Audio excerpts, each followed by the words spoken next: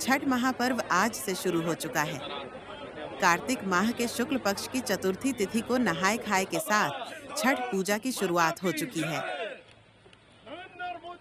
ऐसे में छठ पूजा से पहले दिल्ली भाजपा अध्यक्ष वीरेंद्र सचदेवा ने दिल्ली के यमुना तट पर भैरव घाट की सफाई की। नंगे पांव वो नदी में उतर गए और कचरे को साफ करते नजर आए।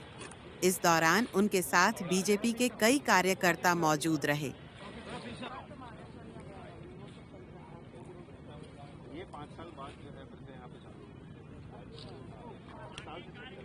और छठी मैया के जयकारे भी लगे।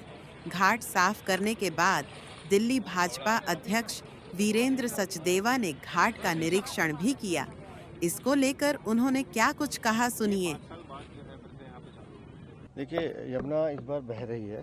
पिछली बार का अनुभव बहुत दुखद था, क्योंकि वो एक तरह से जब मैं गया था तब मुझे भी एहसास नहीं था कि इतनी गंदगी होगी उसमें, और उसके कारण जो मुझे ट्रीटमेंट लेने पड़े वो मैं ही जानता हूँ।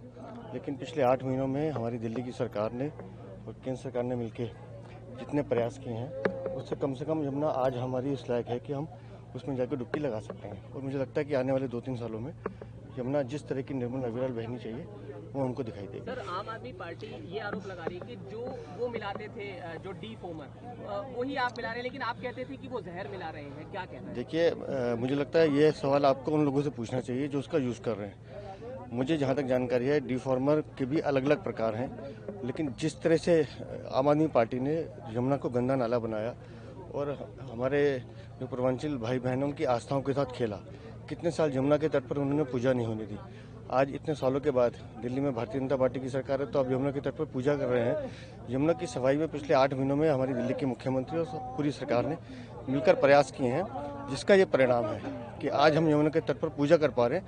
मुझे लगता है आने वाले समय में जिस तरह की कल्पना हमारे माननीय प्रधानमंत्री जी की है, यमुना निर्मल अविरल बहेगी और दिल्ली वाले इस दृश्य को देखेंगे।